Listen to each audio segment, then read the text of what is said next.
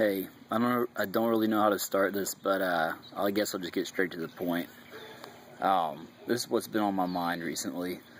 A lot of people are talking about the way the healthcare system is set up and how it's going to be a disaster and all that kind of stuff, and people aren't going to be able to get the right kind of coverage, and you're going to get sick and you're going to need treatment, and you're not going to be able to get what you need. But the way I see it, it's an economic problem, and whenever I'm talking about economics, I'm drawing from my limited knowledge that I got while I was in college.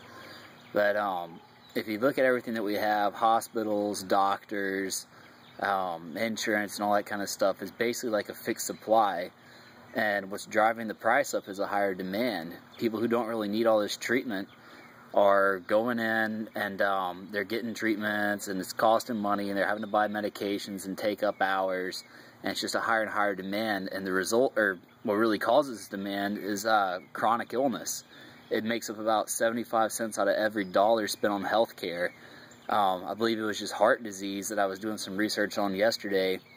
It's over $500 billion gets spent as a direct and indirect cost of heart disease, which is by and large a chronic illness. And most chronic illnesses can be prevented with a healthy lifestyle.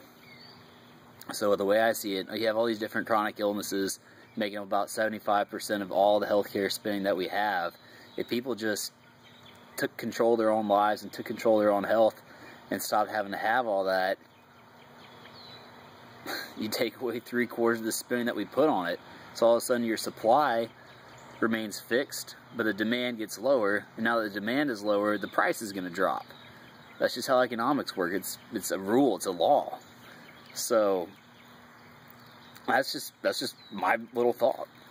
Now it's up to people who are healthcare professionals, doctors, nurses, physical therapists, personal trainers, people like that. I think the duty falls on us more than the people in Washington to really change things.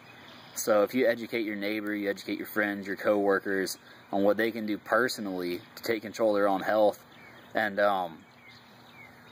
change things and really make a difference instead of arguing back and forth across the political fence, maybe we'll see a difference. It's not going to be a 1-month thing. It's not going to be a year.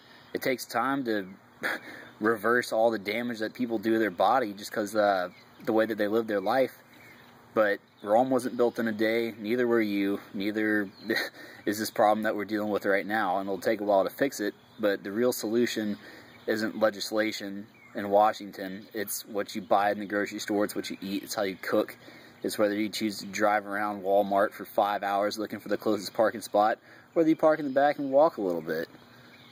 It's a personal thing, it's a choice that everyone has to make, but if we really want to see a change and see a solution, put money back into the economy every year so we can spend on something useful instead of spending it on medications.